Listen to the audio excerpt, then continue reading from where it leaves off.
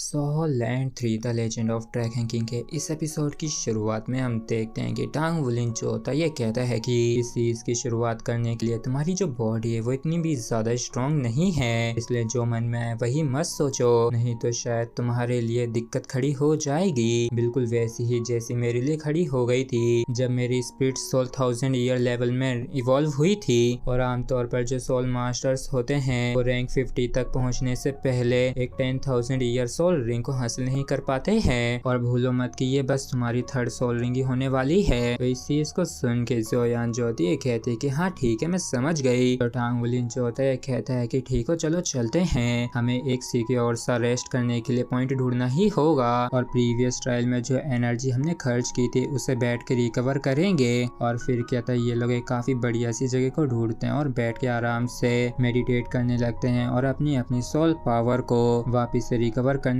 लगते हैं। और फिर ऐसे ही देखते देखते 2 घंटे बीत जाते हैं और इस 2 घंटों के दौरान कुछ भी नहीं हुआ था। तो इस चीज को देख के जय परेशान हो जाता है और कहता है कि कैप्टन यहाँ पे कुछ तो काफी अजीब सी बात है, क्योंकि हमें यहाँ पे आए हुए पूरे 2 घंटे बीत चुके हैं लेकिन फिर भी हमारा अभी तक एक भी सोल बीस्ट से सामना नहीं हुआ। बताइए ना आखिर यहाँ पे क्या चल रहा है। और इस चीज को सुन के टांग वुलिन जो होता है खुद भी सोचता है कि आमतौर पर जो भी लोग ज्यादा समय तक यहाँ पे इस ट्रायल को सरवाइव करता है वो ज्यादा पॉइंट्स को हासिल कर लेता है। और देखो बिना किसी दिक्कत के पूरे 2 घंटे बीत चुके हैं, जो कि वाकई में काफी ज्यादा अजीब बात है। और जय जो होता है कहते हैं कि क्या हमें चल के एक्सप्लोर करना चाहिए। तो गोई जो होती है कहती है कि क्या तुम्हें सच में मरने की इतनी जल्दी है। तो टांग वुलिन जो होता है कहता है कि नहीं अभी नहीं, हम तब तक इंतजार करेंगे जब तक कि रात नहीं हो जाती है, क्योंकि उस टाइम और भी ज्यादा सेफ रहेगा अगर जू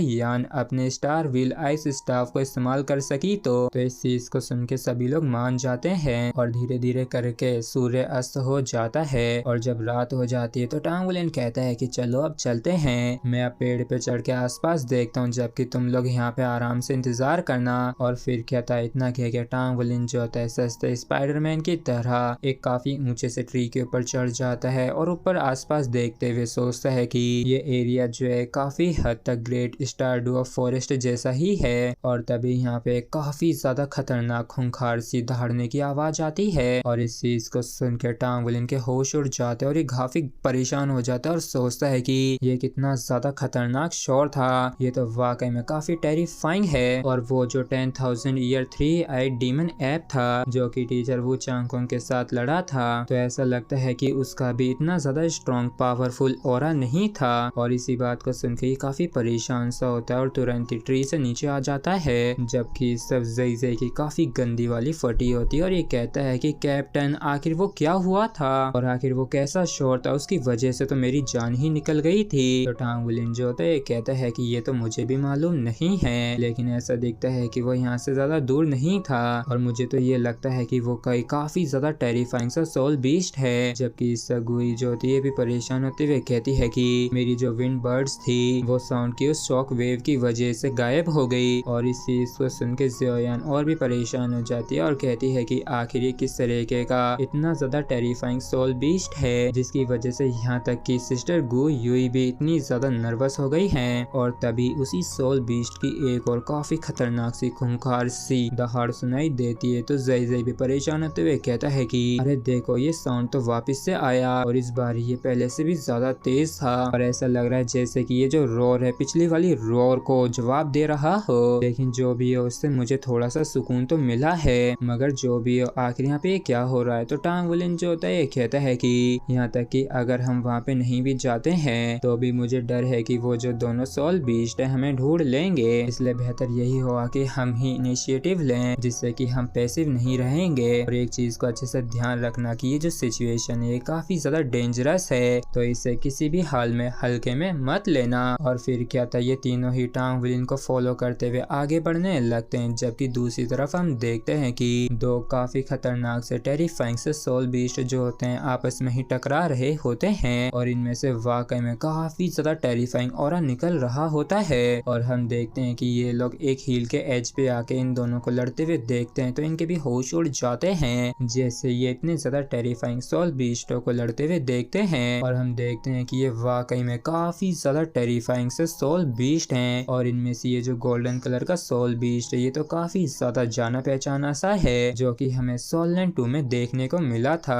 और जहाँ तक है हमारी वांकियर जो थी वो भी यही सोल बीस्ट थी और इस सोल बीस्ट को देख के भाई लोग सच में सोल लैंड 2 वाली वांकियर की याद आ गई जो कि काफी ज्यादा दुखी आत्मा थी क्योंकि जो उसने चाहा उसे वो मिला ही नहीं। लेकिन कोई ना, इसी के साथ हमारा एपिसोड यहीं पे खत्म होता है। अगर आप लोगों को वीडियो अच्छा लगा हो तो प्लीज चैनल को सब्सक्राइब और वीडियो को लाइक करना बिल्कुल भी ना भूलें। Thank you.